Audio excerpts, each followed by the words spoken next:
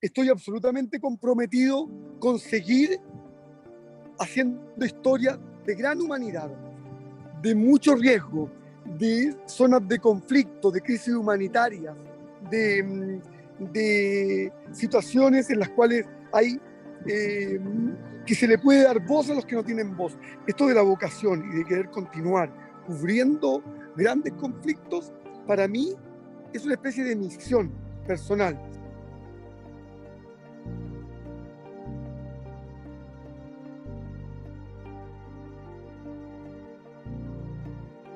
Y yo estaba haciendo una entrevista en esos momentos con el director de la televisión nacional de Afganistán. Y en ese mismo momento le pregunto, ¿usted piensa que los talibanes ya están cerca de Kabul? No, me dicen, eso será para unos par de meses más.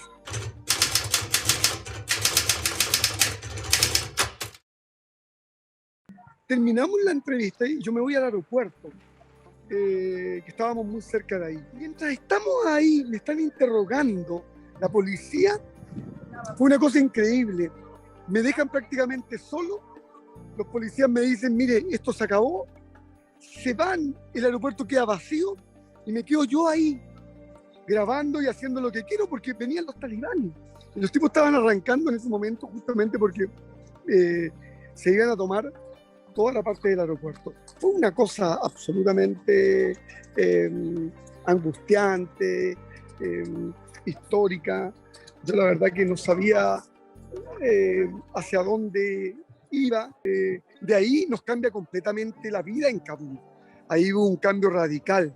Básicamente lo que ocurre es que pasamos de estar grabando el antes de los talibanes a una situación en la cual yo ya empiezo a reflexionar qué voy a hacer. Ya no es el mismo tipo de rol periodístico. Fue en un momento en que vamos cruzando las líneas talibanes hacia el aeropuerto y había tanta gente en ese escape. Eran miles y miles y miles de personas tratando de salir de Kabul. Y yo de repente miro hacia atrás y no veo, veo cada vez que la persona, mi asistente que me trae mi bolso con todo mi material, se había separado de la lista, de las filas, lo habían empujado y como venía gente por todos lados. Y en ese momento la verdad es que siento que estoy perdiendo todo mi material, entonces me tengo que devolver, pero ¿cómo me voy a devolver? Si era el tercer intento de salida y ya estábamos llegando hacia la línea donde estaban los soldados extranjeros, pero no me puedo ir. ¿Cómo me voy a ir sin mi material? Sin mi bolso que contenía todos los discos duros, sin mis cámaras, sin la plata. Ahí yo creo que se produce un momento en que digo ya, esto no lo voy a poder lograr, no lo voy a poder hacer. Temí también por la gente que yo estaba sacando. Hay que recordar que yo iba saliendo con 3 niñas y ya no las iba a poder sacar. Ahí en ese momento yo estuve muy, muy nervioso y ya digo, bueno, este es el último intento, ya no nos quedaban fuerzas, estábamos sin dormir. Ha sido realmente una pesadilla, es terrible.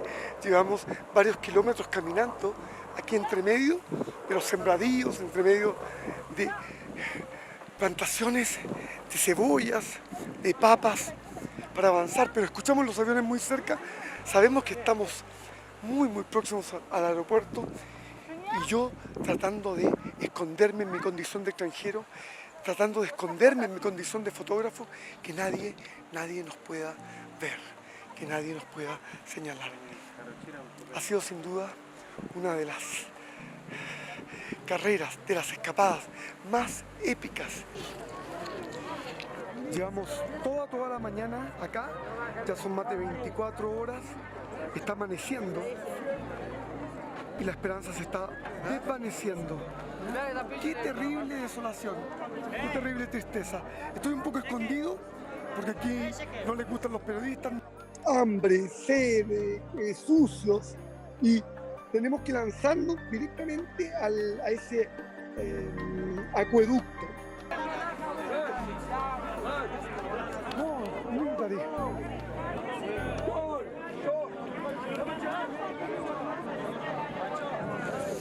Estoy en el medio del canal con aguas servidas, un olor tremendo. Se puede apenas respirar, pero la gente está desesperada.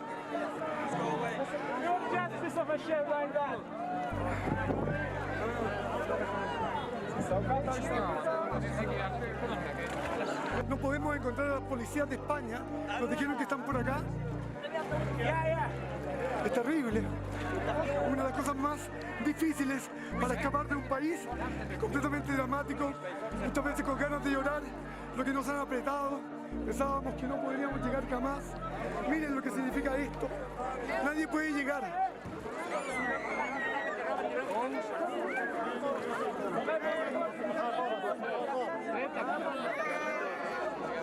España, España. No, I'm gonna... This one and this one. Go. Get out of the way. No, it's not possible. No. Only just sit. Give that to my father. Father's camera. Sorry, can't go get him.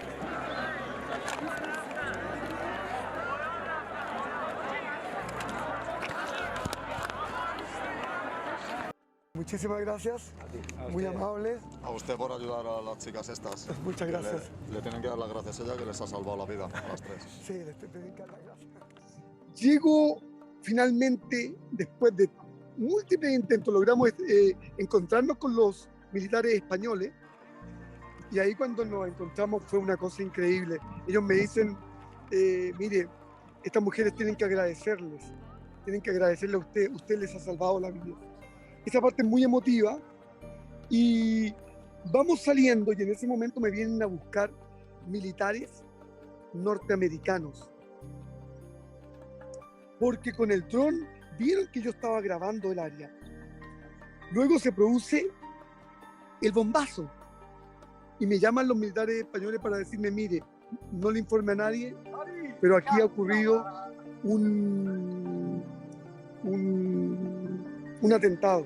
Fue un conjunto de situaciones en el escape de Kabul las que me hicieron pensar que no lo íbamos a lograr.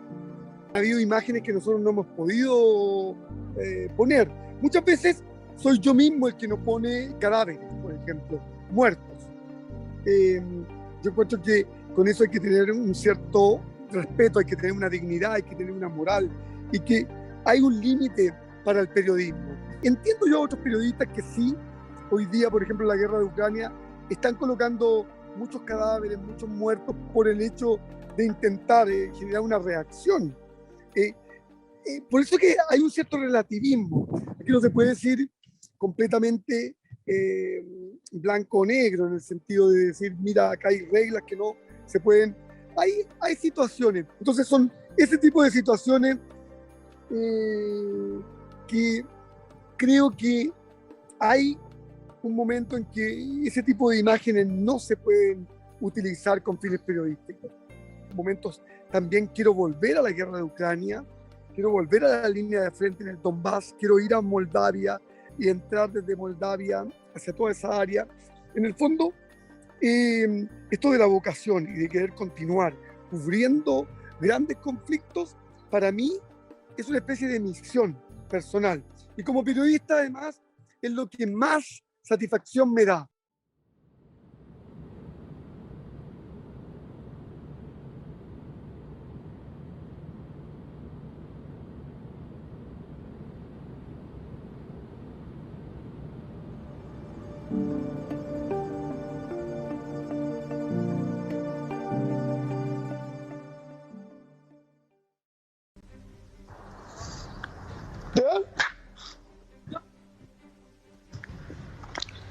Me esperan un poquito Sí, porque sí, por favor. Obvio, Jorge. están apuntándome. Ajá. Para allá. Ajá. Bueno, cualquier cosa.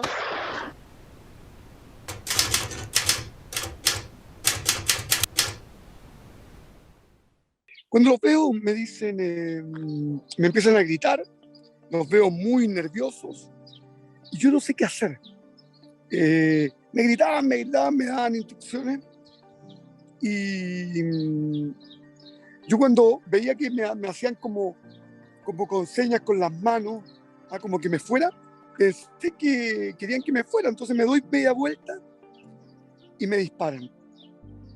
Y en ese momento me di cuenta que lo que querían era que me tirara al suelo. Y también, como yo estaba despachando en vivo, le dije a las personas con las que estaba hablando, y eso yo creo que fue lo que confundió a los militares, que yo llevaba el teléfono en la mano. Entonces, a lo mejor han creído que es algún tipo de que yo estoy mapeando la ciudad con GPS, que estoy indicando algunos blancos con el GPS del teléfono para que Rusia pudiera disparar ahí. Y como estábamos cerca del Parlamento, entonces yo ahí le digo a la gente del matinal, disculpen, pero me pueden esperar un poquito porque acá hay un problema. Y todo esto estaba al aire. Y claro, me dicen, sí, por supuesto. Entonces yo empiezo a hablar con ellos a la distancia, que sí, ¿qué pasa? Y cuando me disparan, yo sigo grabando.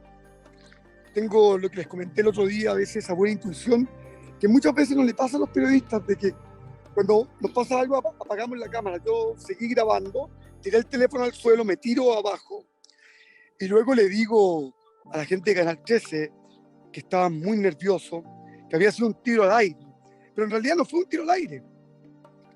Pero yo, para no hacer más historias, porque también yo sé, ahí eso significaba de que me iban a empezar a decir, Jorge, tenés que salir de ahí, tienes que venirte a salir de Ucrania. Y yo no voy a salir, pero por nada del mundo, lo que me ha costado llegar hasta acá. Y entonces yo le bajé mucho el perfil a ese incidente, pero el disparo no fue al aire, fue un poco arriba de mi cabeza. Es un momento en que yo sentí mucho temor, sentí que realmente podíamos haber perdido la vida, que el misil nos pudo haber impactado a nosotros. Yo creo que algunos periodistas llevamos eso un poco en la sangre, el hecho de grabar hasta el último momento. Efectivamente hay un instinto periodístico, que es el que nos hace salir de esta situación. Y a mí ese instinto me ha salvado la vida varias veces.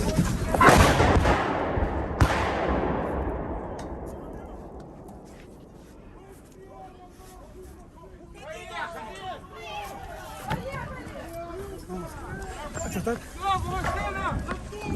de arrancar.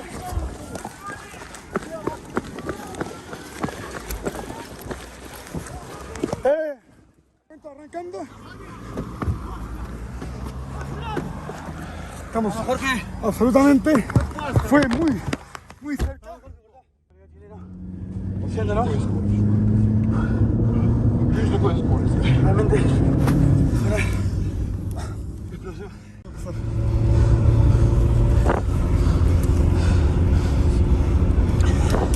Creo que fue el momento más cerca en toda mi vida, cuando una bomba realmente la sentimos pegándonos al bus, pegándonos nosotros directamente. Fue como sentir que todo este universo se nos movía. Fue un momento de pánico, todo el mundo en el suelo, la gente llorando. Son imágenes absolutamente dantescas. Es como el infierno que hubiera caído en esa tierra. Es muy cierto que a veces, dentro de lo que es la labor periodística, uno tiene que ser un poco fuerte, muchas veces pasar por encima de cadáveres, pasar por encima de la tristeza de las madres, de las familias, y seguir grabando. Y muchas veces no se puede uno estar deteniendo en cada una de las tremendas situaciones dramáticas que uno puede estar viviendo en 24 horas. Hay muchas cosas que uno después se las guarda, hay muchas cosas que van quedando en la memoria, pero básicamente uno nunca va a olvidar el dolor de las familias. Hablábamos con el Canal 13, hablábamos con otra gente de CNN, hablábamos con la embajada, hablábamos con la Cruz Roja, y todos nos decían, tienen que salir, tienen que evacuar. No, yo no quiero evacuar, todo lo que me ha costado estar en Kiev. Yo quiero llegar y ver si los rusos se toman la ciudad, y quiero estar ahí, y ser el representante de los medios latinoamericanos que va a estar aquí y va a esperar a los rusos. Y así estuvimos, todos los días en un tira y afloja con los jefes de prensa. Es una experiencia histórica. Está todo extremadamente complicado, complejo, caótico, como son las guerras. En la guerra no se sabe nada. Las guerras se parecen. Las guerras tienen este gran grado de crueldad. Hay este gran grado de terrible, que son muy sanguinarias, muy sangrientas, muy crueles. Por lo tanto, se parecen en ese sentido. En el lado humano, la tristeza de la muerte, de las familias que quedan abandonadas, de los refugiados, todas tienen esos componentes.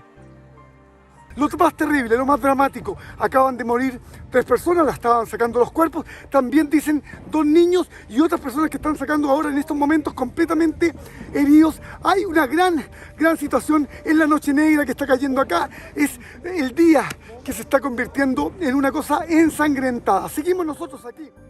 Si vamos al lado más logístico, estratégico, obviamente cada guerra es diferente. Entonces, por ejemplo, en el caso de Afganistán, nosotros estábamos en Kabul y no sabíamos por dónde venían los talibanes. En el caso de los rusos, es un ejército, es un país el que está peleando. No son grupos de pick-up, especies de hombres barbudos, extremistas islámicos que vienen desde todos lados y que acá en el caso de Ucrania, Rusia es un país contra otro país. En el caso de Siria, se podría parecer un poquito más a Afganistán. Son grupos armados, Estado Islámico. Entonces, personas que son tremendamente sanguinarias, que si lo atrapan a uno, a un periodista, nos cortan la cabeza o nos van a intentar intercambiar por $10 millones. Lo más probable es que los gobiernos no quieran pagar y nos maten. Por lo tanto, hay ese grado tremendo de incertidumbre, de violencia, de miedo. Tenemos que andar escondidos como periodistas. Entonces, cada guerra tiene un factor logístico diferente. Y eso hay que saberlo. Luego está el componente general, humano, de catástrofe, que es el mismo. Todas las guerras son iguales. En ese sentido, son extremadamente peligrosas. Porque de repente yo puedo decir, bueno, a mí en lo personal, yo tuve más miedo quizás con Estado Islámico, porque Estado Islámico cortaba la cabeza, entonces era muerte lenta. Yo a veces cuando me dormía en Siria, muchas veces me dormía pensando si me atraparan, ¿qué sería de mí? Me van a cortar la cabeza, no quiero que me corten el cuello con un cuchillo mal afilado a lo mejor, y que cuando traten de cortarme no me puedan cortar bien, y me quede la mitad de la cabeza colgando y la muerte sea muy lenta. Prefiero que me maten con un disparo, un tiro en la cabeza, lo encuentro mucho más rápido. Yo también pensaba, ¿y cómo conseguir un poco de cianuro, de veneno, y tenerlo escondido en alguna parte, en mi billetera? Y si me atrapan, me tomo el veneno para morirme antes que me torturen. Todas esas cosas uno las piensa. Yo las pensé, y otros periodistas también. Pensábamos como el típico de andar con un anillo y que en el anillo estuviera el cianuro y si nos capturaban Estado Islámico, abrir el anillo y tomárselo inmediatamente. Y bueno, y ahí esperar la muerte. O sea, son situaciones extremas. Y ahí es donde uno encuentra la satisfacción más anhelada, que es entregar un reporte periodístico hecho con pasión, hecho con entusiasmo, hecho con ética, hecho con moral, hecho con dignidad y sobre todo con la verdad. Y ahí es cuando uno se siente muy contento, cuando uno le da la voz a los que no tienen voz, cuando uno lucha contra los poderosos, y uno toma el favor de los oprimidos. Ese es el rol del periodista.